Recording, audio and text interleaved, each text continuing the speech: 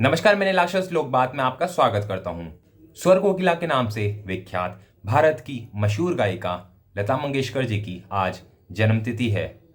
आइए जानते हैं उनके बारे में। लता मंगेशकर भारत की सबसे लोकप्रिय और आदरणीय गायिका हैं, जिनका 6 दशकों का कार्यकाल उपलब्धियों से भरा पड़ा है।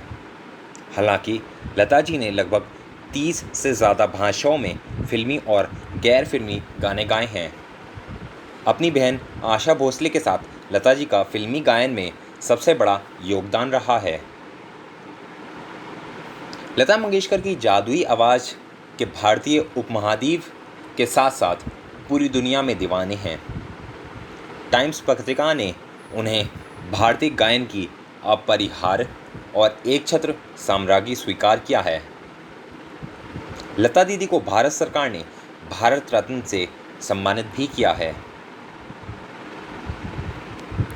लता मंगेशकर का जन्म मराठी ब्राह्मण परिवार में मध्य प्रदेश के इंदौर शहर के सबसे बड़ी बेटी के रूप में पंडित दीनानाथ मंगेशकर के मध्यवर्गीय परिवार में हुआ।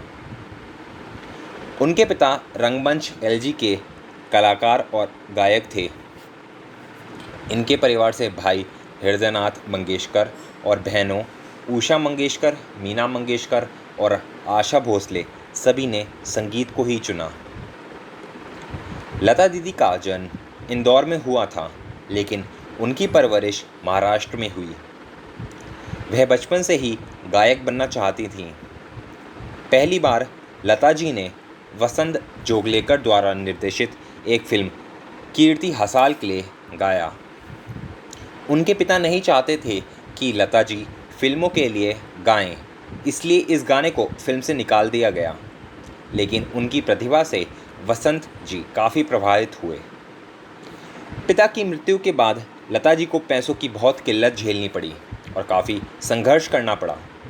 उन्हें अभिनय बहुत पसंद नहीं था, लेकिन पिता की असामयिक मृत्यु की वजह से पैसों के लिए उन्हें कुछ हिंदी और मराठी फिल्मों में काम करना पड़ा। अभिनेत्री के रूप में उनकी पहली फिल्म पाहिली मंगलागौर 1942 रही, जिसमें उन्होंने स्नेह प्रभा प्रधान की छोटी बहन की भूमिका निभाई। बाद में उन्होंने कई फिल्मों में अभिनय किया, जिनमें माझेबाल, चिमुकला संसार, गजभाऊ, बड़ी माँ, जीवन यात्रा, मांद, छत्रपति शिवाजी आदि शामिल हैं।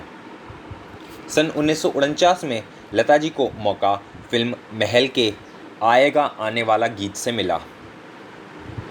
इस गीत को उस समय की सबसे चर्चित अभिनेत्री मधुबाला पे फिल्माया गया था। यह फिल्म अत्यंत सफल रही और लता तथा मधुबाला दोनों के लिए बहुत शुभ साबित हुई। इसके बाद से लता जी ने कभी पीछे मुड़कर नहीं देखा। लता मंगेशकर के जीवन से जुड़ी कुछ बातें।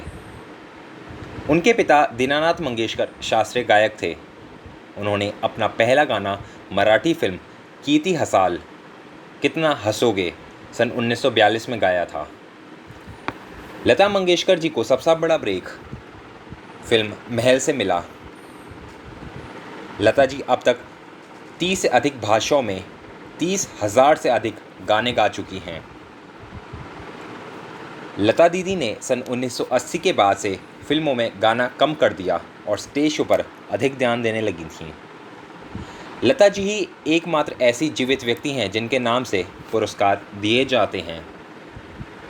लता मंगेशकर ने आनंद घन बैनर तले फिल्मों का निर्माण भी किया है और संगीत भी दिया है।